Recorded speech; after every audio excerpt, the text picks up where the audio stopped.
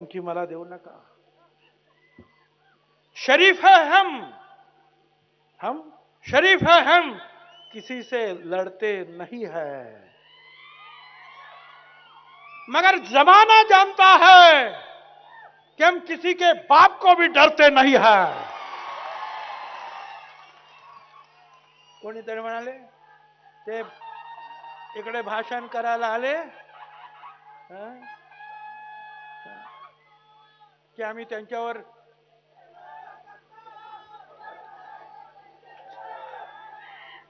काय गमती गमती करतात म्हणे आम्ही चप्पल मारणार आहोत त्यांना। मारा, दोन्ही मारा म्हणजे उपयोग होईल ना। ते एक तुझ्याकडे नाही एक आमच्याकडे, काय उपयोग त्याचा। आणि तुम्ही चप्पल मारता आणि आमच्या ह्या लोकांच्या हातामध्ये पायामध्ये बूट आहेत ना रे बाबा। आम्ही काय एवढे नामर्द झालो का रे।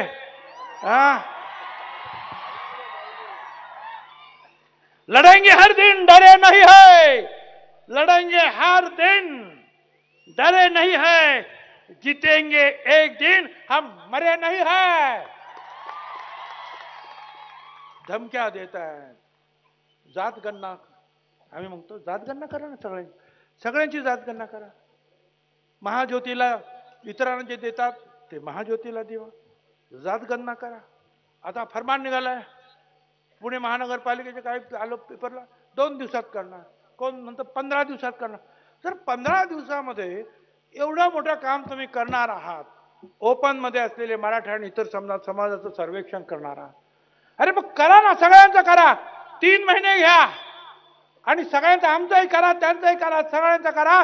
दूध का दूध पानी का पानी हो जाएगा, कौन कितना है समझ में आएगा। अरे काही झालं तरी 54% आम्ही आहोत आणि दलित आदिवासी हे सगळे धरून 74% आणि इतर जे आहेत ते सुद्धा आमच्या बरोबरच, हे तुम्ही विसरू नका। करा, आमची जाती गणना करा।